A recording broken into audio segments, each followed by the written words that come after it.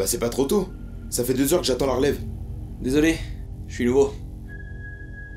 On t'a expliqué le code? 1 coup pour un ranger qui revient, 2 coups pour une attaque de sauvageon, et 3... Nous irons au bois? Ah mais t'es déglingué du cerveau en fait. Ouais. Pourquoi t'as pris le noir, toi? J'ai massacré toute la famille Forrester pendant un mariage, après leur avoir offert le pain et le sel. Et j'ai bouffé leur chien. Ouais, classique quoi. Et toi? J'ai donné mon avis sur la saison 8 de Game of Thrones sur internet. Ouais, t'es un taré toi. Ouais.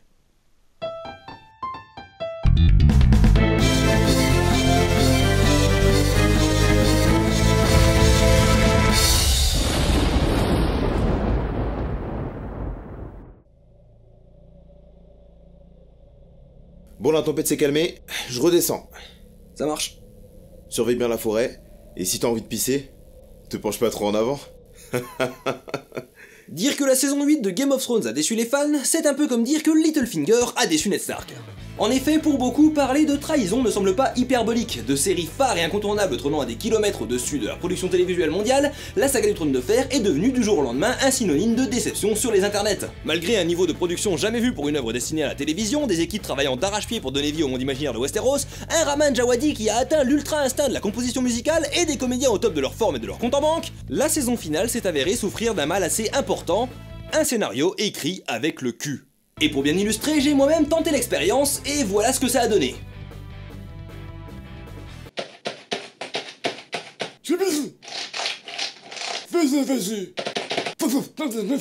En effet, David Benioff et Dan Weiss ont décidé d'écrire eux-mêmes les derniers épisodes de la série la plus attendue au monde. Et rappelons que Benioff est notamment connu pour avoir coécrit X-Men Origins, ce qui, à la surprise générale, a donné un résultat équivalent à un logo designé par le cousin de la voisine qui a pris option art plastique au lycée. Oui, auteur est une profession, et c'est pas parce que tu crois pouvoir gérer que tu peux.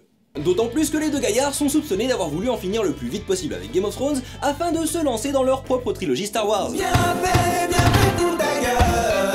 Et même si l'écriture ne fait pas tout et qu'il y a beaucoup à apprécier dans les derniers épisodes de la série, il faut admettre que d'un point de vue cohérence et caractérisation des personnages, il y a un problème ou deux. Ou 1000. Que peuvent alors faire les fans déçus par une œuvre qu'ils aimaient tant? Signer une pétition pour refaire la saison, crachant ainsi sur le travail incroyable fait par toute une équipe de techniciens et de comédiens passionnés et motivés, qui ont donné de leur personne pendant des années en dépit des scripts de moins en moins rigoureux sur lesquels ils devaient travailler? Peut-être pas. À la place, on pourrait essayer de, je sais pas, trouver une théorie qui mettrait la logique de la franchise au service de ces épisodes décriés, afin de les apprécier sous un jour nouveau et de faire fi des faiblesses qu'ils présentent. Je sais pas, je propose. Oh mais, qu'est-ce que c'est que ça dans ma poche? Une théorie excessivement intéressante, presque pas bancale, qui pourrait sauver Game of Thrones en révélant un antagoniste caché jusqu'alors et permettrait d'expliquer les incohérences des 2 dernières saisons comme faisant partie de la diégèse. Et disponible comme ça, gratuitement, sur internet. C'est beau quand même. Ah si, c'est beau. Mais vous commencez à connaître la chanson dans cette émission, et si c'est pas le cas, bienvenue, et désolé, on va résumer tout ce qui ne va pas dans la saison 8 de Game of Thrones. Après cette longue saison de massacres divers et variés dont je vous spoil actuellement le contenu via un montage non exhaustif des morts les plus importantes de la série, je ne suis absolument pas désolé, on parle de la dernière saison, tu savais ce qui t'attendait d'Orient, tu n'as aucun droit de te plaindre. Nos protagonistes arrivent à Winterfell. Alors que l'armée des morts avance sur le nord, Jean Neige vit sa petite romance tranquillement avec Daenerys. Les armées des vivants se préparent à la bataille, tandis que les Stark se retrouvent pour pleurer la mort de leur oncle Tony. Non, je me trompe de franchise. Tout le monde est là, prêt à affronter la mort. Même Jaime a abandonné Cersei pour se battre du côté des gentils. Sam révèle alors à Jean Neige qu'il est en réalité l'héritier légitime du trône de fer. Oh. Et qu'il a baisé sa tante. Whip. Juste avant la bataille, alors que tout le monde picole un coup pour se donner du courage, Jean Neige décide de dire la vérité à Tantine, qui n'a pas le temps de réagir. L'armée du roi de la nuit est là. Fin stratège, Jean Neige et Daenerys décident de placer leur armée devant les fortifications. Une stratégie originale. Ils envoient ensuite une charge frontale de la cavalerie de Traki. Les charges frontales de cavalerie ont l'avantage stratégique de rompre les rangs ennemis, brisant leur morale et pouvant les mener à la retraite. Ce qui ne s'applique pas à une armée de zombies sans rang défini ni capacité de ressentir la peur. Heureusement, Tyrion, personnage le plus intelligent et compétent de la saga, a eu la brillante idée de protéger les civils en les cachant dans les tombeaux de Winterfell.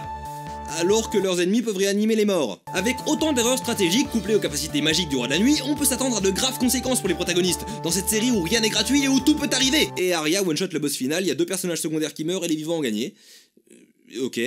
Mais tout ne va pas bien. Depuis que Jean Neige souffre d'un grave cas de whip à l'idée de se taper sa tante, il y a des tensions entre lui et Daenerys. Tu veux pas me mettre un coup de poignard ? Non s'il te plaît. Cette dernière a perdu le chevalier de la friendzone et se sent isolée, menacée par la position d'héritier légitime de Jean-Neige, qui en plus refuse de coucher avec sa tantine adorée. Elle décide donc de ne pas perdre de temps avant de se lancer dans la conquête de Port-Réal. Avec ses 2 dragons, elle retourne dans sa forteresse et se souvient soudain que la plus grosse flotte de l'histoire de Westeros est dans le camp ennemi et que les embuscades existent. Régale se prend un boucaquet de flèches et Missandei est capturée. Tyrion, personnage le plus intelligent et compétent de la saga, pense alors pouvoir négocier avec sa sœur, qui le hait depuis sa naissance, et n'a jamais montré la moindre once de diplomatie face au conflit. Missandei est décapitée sans plus de cérémonie et Daenerys n'est pas très contente. Elle va sans doute déchaîner sa colère sur Cersei, comme elle l'a toujours fait face à ses ennemis qui l'ont bien mérité. Non? Alors que la rumeur de la légitimité de Jean-Neige fait son petit chemin parce que personne ne peut fermer sa gueule, Varys, génie des complots qui ne prend jamais de risque sans être sûr qu'il va gagner, décide de trahir la Reine des Dragons, sans doute à l'aide d'un plan infaillible. Et non, il se fait choper comme un bleu et il crame. Super. Et tout le monde se dit que Daenerys est sans doute folle pour avoir mis à mort quelqu'un qui a essayé de la tuer. Exactement comme l'a fait Jean-Neige il y a 2 saisons. Non mais lui, il est gentil, il a un toutou. Bref, Tyrion réussit à négocier une condition de reddition pour Cersei. Si elle sonne les cloches, alors Daenerys a gagné et Port-Réal n'a pas à subir un massacre. Pendant ce temps, Jaime, qui a sacrifié sa réputation pour sauver le peuple de Port-Réal et qui a renoncé à Cersei après toutes ses exactions, décide qu'en fait, les pauvres c'est des connards et qui remettraient bien un petit coup à la sœurette. Daenerys attaque la flotte des Fernés qui semble avoir universellement chopé une coulante et n'arrive pas à toucher Drogon une seule fois. Puis elle crame complètement les défenses de Port-Réal, démontrant qu'elle aurait très bien pu prendre le contrôle des 7 couronnes toute seule avec ses 3 dragons il y a 2 saisons avant de monter botter le cul du roi de la nuit. Cersei, après avoir intensément regardé la bataille du haut de son balcon, se dit qu'elle n'aurait peut-être pas dû tuer sa seule otage. Elle décide de se rendre et de faire sonner les cloches. Mais nous savons bien que Daenerys veut se venger. Maintenant que la ville est tombée, elle peut directement voler jusqu'au donjon et faire face à Cersei dans une scène d'anthologie entre les 2 reines.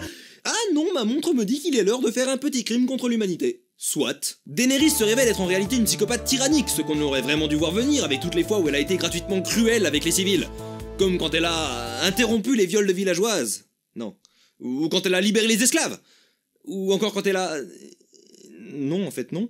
Mais bon, il reste 2 épisodes, alors elle a subitement un grave cas de scénarite aiguë. Dans la panique, Jaime arrive à rejoindre Cersei, mais pas avant une scène de combat inutile avec un personnage dont on se fouette les valseuses. Arya est convaincue par le limier de ne pas poursuivre sa quête de vengeance, qui a motivé son personnage depuis la saison 2 et qui n'a jamais été remise en question auparavant. Regarde ce que la vengeance a fait de moi. J'ai fait une tourte à base des enfants d'un type pour lui faire manger avant de massacrer toute sa famille. Oui, mais là c'est symbolique, tu vois. Le limier affronte son frère dans un pur combat de fanservice avant de l'emporter avec lui dans les flammes, et Cersei et Jaime sont écrasés par des cailloux. Une mort tragique. Surtout quand on voit dans l'épisode suivant qu'ils auraient simplement pu se décaler de 2 mètres sur la droite et survivre. Arya s'échappe de Port-Réal en étant témoin du massacre des innocents par Daenerys et son armée. Elle est finalement sauvée quand elle tombe sur un cheval blanc. Monte sur moi si tu veux vivre. Comment t'as fait pour survivre aux dragons et aux débris? Non, mais c'est plus symbolique, tu vois. Le lendemain matin, le jour se lève sur Port-Réal ainsi que sur l'iconographie du Troisième Reich. Tyrion est enfermé pour avoir libéré Jaime et nous explique à quel point on avait tort de supporter Daenerys vu qu'il y avait plein de signes qu'elle était instable et dangereuse. Et pas du tout. Il convainc Jean-Neige de faire quelque chose pour sauver le monde des dragons nazis. Jean-Neige retrouve sa tantine et lui met enfin le coup de poignard qu'elle désirait tant. Non mais... je parlais de ta bite.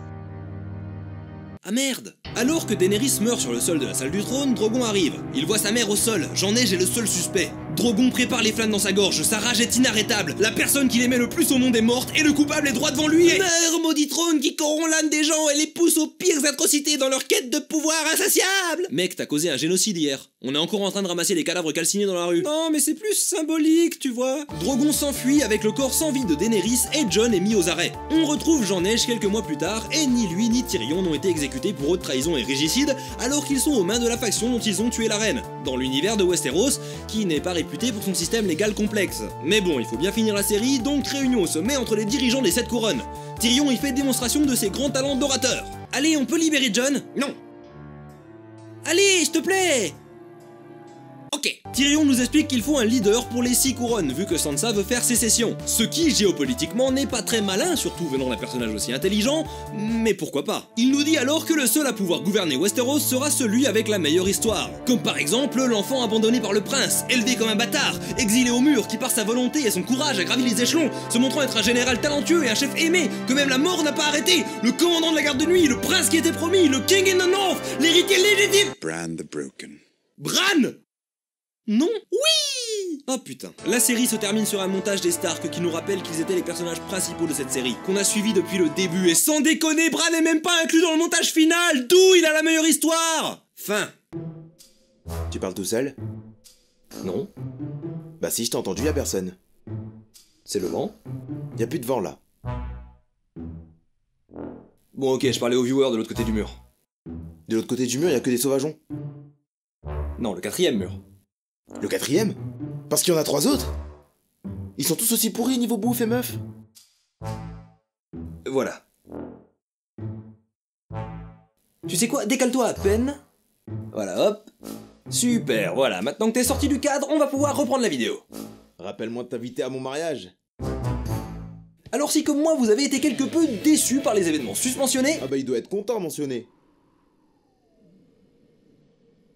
Sus, mentionné. Vous avez peut-être... Comme la bite.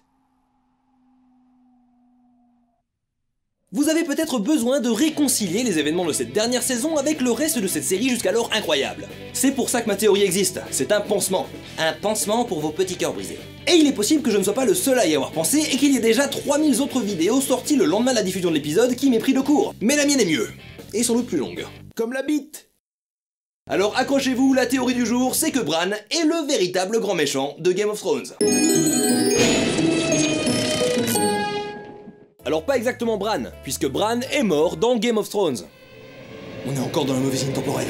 Non, c'est Mira qui le dit. You died in that cave. Ah.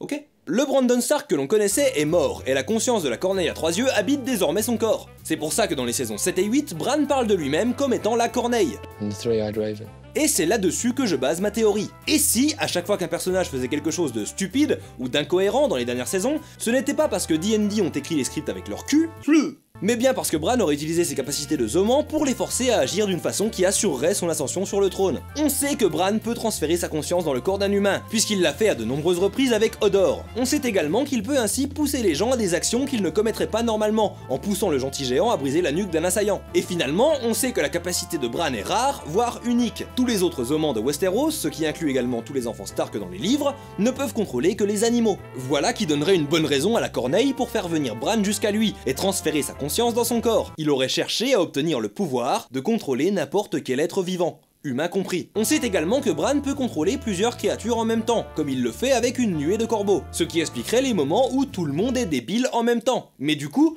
quelles seraient les motivations de la corneille? Pourquoi est-ce que ce vieillard, capable de tout voir, voudrait-il le pouvoir sur Westeros? Pour répondre à ça, il faut se poser une autre question.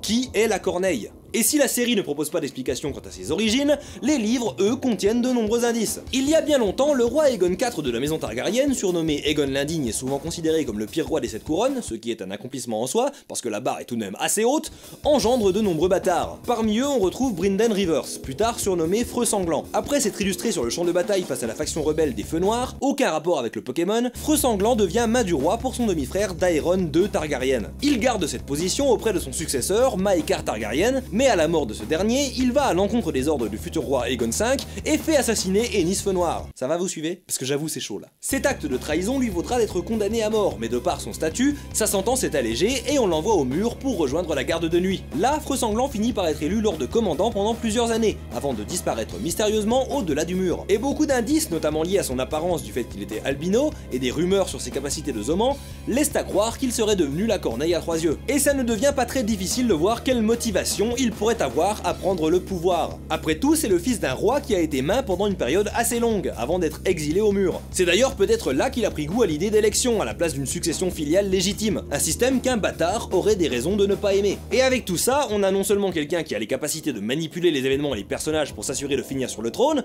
mais en plus quelqu'un qui a un motif pour le faire. Ce qui donne un tout autre sens à cette réplique. Why do you think I came all this way? Bran, ou plutôt la corneille, avait tout prévu. Tous les événements incohérents, toutes les actions incompréhensibles des personnages peuvent s'expliquer une fois qu'on considère la possibilité que Freux Sanglant soit derrière tout ça. Vu comme ça, la fin de la série n'est pas décevante, c'est juste que le vrai méchant a gagné et que personne ne s'en est rendu compte. Et ça permet de rendre cette fin décevante un peu moins amère. C'est aussi ça l'intérêt des théories sur les œuvres de fiction. On peut changer l'histoire a posteriori et se la réapproprier. Et peut-être que ça ne plaira pas à tout le monde, mais c'est pas ça l'objectif. Ces théories, on peut choisir d'y croire. La personne qu'elle doit convaincre, c'est la personne qui en a besoin. On peut pas réparer la fin d'une série. Une fois qu'elle est sortie, elle est comme ça et il faut l'accepter. Ce qui est sur l'écran est définitif. Mais ce qu'on peut modifier, c'est la façon dont on l'interprète. C'est le pouvoir du contexte. C'est ce qui fait qu'une scène comme celle des Noces pourpres a eu un tel impact. La violence qu'on voit à l'écran n'a rien de nouveau, on en trouve des exemples bien pires dans les films d'exploitation des années 70-80. Ce qui fait sa force, c'est que sa violence est subie par des personnages qu'on a suivis depuis 3 saisons et auxquels on s'est attaché. C'est la même raison qui fait que la saison 8 a beaucoup déçu. Même si les choix scénaristiques avaient du sens, ils n'étaient pas amenés dans le bon contexte. On avait besoin de plus de temps pour accepter que Daenerys puisse devenir une dictatrice sanguinaire. Il nous manquait un cadre dans lequel les retournements de situation devaient fonctionner. Et faute de ça, pour que ça marche, on doit construire notre propre cadre. J'espère que si vous revisionnez la série avec ma théorie en tête, j'aurai réussi à vous offrir ce nouveau cadre. En tout cas, j'aurais essayé. C'est vachement beau ce que t'as dit. Où t'as trouvé de la viande? T'en veux? Merci.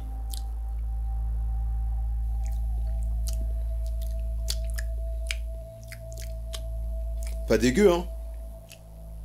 C'est un vieux chien qui traînait au bord de la route. Deacon me l'a fait cuire aux cuisines. Bien. Bah, t'aimes pas le chien? Alors pas spécialement, mais là c'est autre chose. De quoi?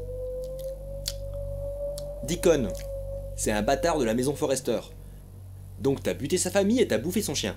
À ta place, j'aurais pas confiance.